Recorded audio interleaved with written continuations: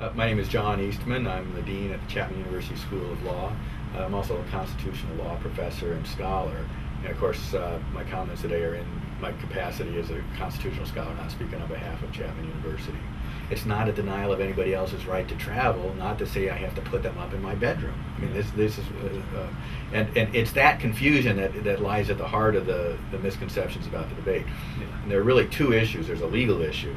Does the Constitution already mandate birthright citizenship? And then there's the policy issue. If it does, should we amend it to get rid of it?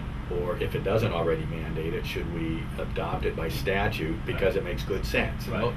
And you've actually been called upon by Congress to address a variety of issues in terms of illegal immigration. Indeed. In fact, this goes back to a brief I filed in the U.S. Supreme Court in the Yasser Hamdi case. Hamdi was one of the individuals that was detained in Afghanistan, taking up arms against the United States in our war there against Al-Qaeda and the Taliban. He was transferred to Guantanamo Bay, but when U.S. officials learned that he'd been born in Baton Rouge, Louisiana, while his parents were here on a short work visa, they began treating him as a citizen rather than an enemy combatant in Guantanamo. They transferred him to Norfolk, and his case went all the way to the Supreme Court.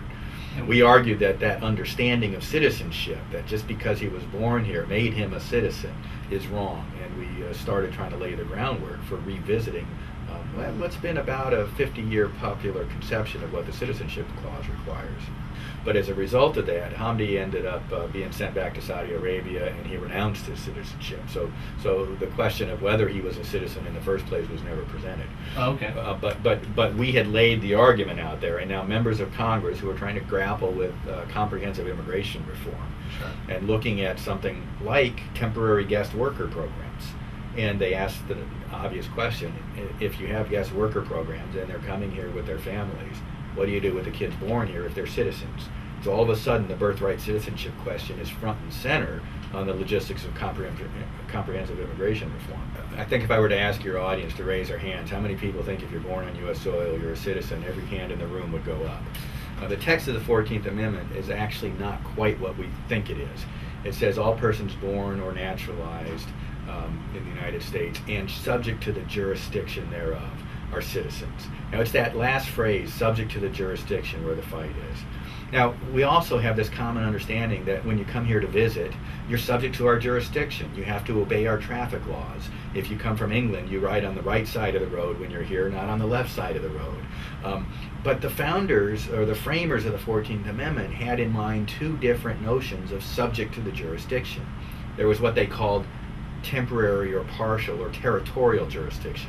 You have to follow the laws in the place where you are. Right. But there was also this more complete or allegiance-owing jurisdiction, that you not only have to follow the laws, but that you owe allegiance to the sovereign.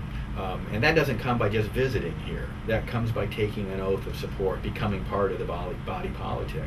And it's that jurisdiction that they're talking about in the 14th Amendment.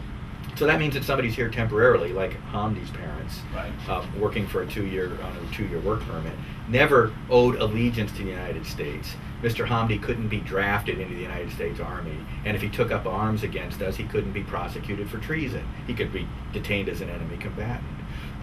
And so he never was a citizen. And people here on tourist visas, or even more so, people here illegally who never had authority to be here in the first place. By giving birth on U.S. soil doesn't make of their children citizens. How we arrived at this common notion is really a rather bizarre story. The framers of the 14th Amendment all say it applied to this broader owing allegiance jurisdiction. The first Supreme Court cases to take it up said, yeah, that's right. The first legal treatises to be written in the 1880s said it means this complete jurisdiction. There's a case in 1898 by the Supreme Court called Wong Kim Ark. And this involved the child of a permanent lawful Chinese residents. And the Supreme Court's decision, and you can sympathize with why they issued this decision. We had entered into a fairly despicable treaty with the Chinese emperor that deprived Chinese immigrants of their human rights to immigrate. We refused to recognize that they could ever renounce their allegiance to the Chinese emperor. And so These folks had come here, they had established permanent residence, they were here lawfully, they had done everything we permitted them to do, consistent with the treaty, to demonstrate their allegiance to their new sovereign, their new country. And so the Supreme Court said in those contexts, their children will be citizens by virtue of the 14th Amendment. Now it did it with language much broader than that said they were born here, therefore they're citizens. But for the next 50 years, nobody took the broader language as dispositive. It was, that case was limited to its narrow facts. So in the 1920s, for example, Congress extends citizenship to all Native Americans born on U.S. soil. Well, if the 14th Amendment had already mandated it, that act of Congress is unnecessary. Sure. In the 1950s, we have a program with Mexico, the Braceros, the first guest worker program. Right. Their children were not deemed citizens here. And when the Braceros moved back to Mexico, they took their kids with them because nobody understood that they were citizens yet. Sometime since the 1960s, though, this notion that just mere birth is all you needed started to take root. And I've been debating this issue now for several years, and I have challenged every person who's taken the opposite side of me. Tell me what it was that led to this new notion. And there's not an executive order, there's not a court decision. We just gradually started assuming that birth was enough. Yeah. And I think part of it is the loss of our understanding of the language that the framers of the 14th Amendment used. By the 1950s, 1960s, subject to the jurisdiction has come to mean you got to obey our traffic laws when you're here. And Right. the older notion, this bifurcated notion, was lost on us. And so then with this new assumption, people would look at the text of the 14th Amendment, they wouldn't question it critically, they just would take what they thought the language meant. The Article 1 of the Constitution gives to Congress what's called plenary power to determine policy judgments about naturalization and the levels of immigration. And the reason the founders did that was they understood that immigration policy is at root a fundamental policy discussion. How many people can we absorb from different parts of the world and bring them into the American understanding of the role of self-government?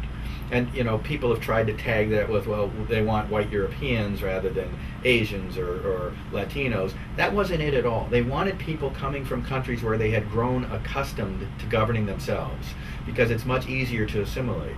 If you have wholesale migration from a despotic form of government, you have people that have habits that rose up in despotic regimes, it's much tougher to assimilate them to self-government and participatory democracy. The same thing with illegal immigrants today. Many come from South and Central America.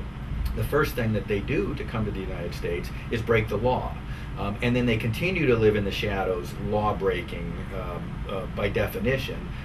And the notion that the primacy of the rule of law to our system of government kind of goes out the window. And it's a very dangerous thing. And then there's a different dangerous aspect of it as well. They become preyed upon by coyotes at the border or just thugs who know that they won't report the crime for fear of deportation. And that undermines their commitment to the law as well, in a devastating way to them as well as to us. And then you get businesses that foster and play off of this, because they are able to get cheap labor. And it's not because they're paying them less than the minimum wage, because they've got all sorts of tax returns, and that will come out. Where their benefit comes is they now have a workforce that won't sue them when they're fired. There's any number of benefits. That's right. Sure. And you step back and ask yourself, with all of the expansion of immigration forces, the civil rights communities and what have you, and big business that claims they need more labor, right, that's a combination that could get any bill through Congress in 5 minutes if they wanted to increase the level of legal immigration. And you have to ask yourself, why hasn't that happened? It's because people have a vested interest in having an illegal immigrant population and a subclass that generates it.